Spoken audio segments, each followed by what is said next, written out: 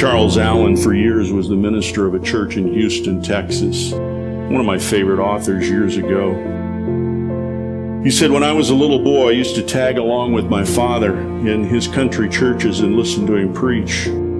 Sometimes when nobody was looking, I would slip into one of those churches and put a chair behind the pulpit as a kid and stand up and preach like my dad.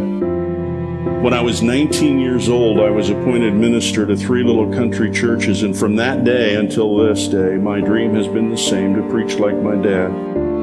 I'll never forget getting on the bus to go to college in Spartanburg, South Carolina. My dad gave me a bus ticket and $15. He said, Charles, I wish I could give you more, but I know you can make it. During my dad's final illness, he was in the hospital for about 6 weeks. My brother John and I took turns sitting up with him at night. One night while I was there, my dad said to me, Charles, do you know what the greatest word is in the English language? No, Dad, what is it? My dad said, it's the word forgiveness. It's the word forgiveness. Those were the last words my dad spoke.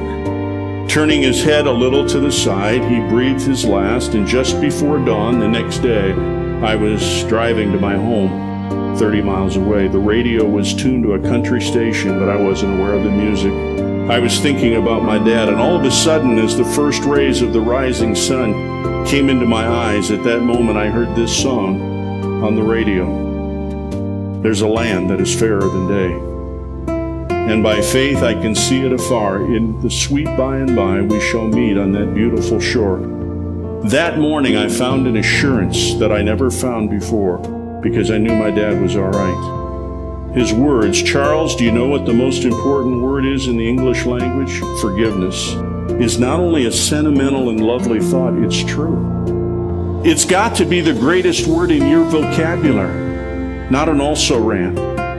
It's got to be an important concept in your life, not something you think about once a year at Easter. It's got to be part of your spiritual DNA. It's got to be part of your spiritual DNA.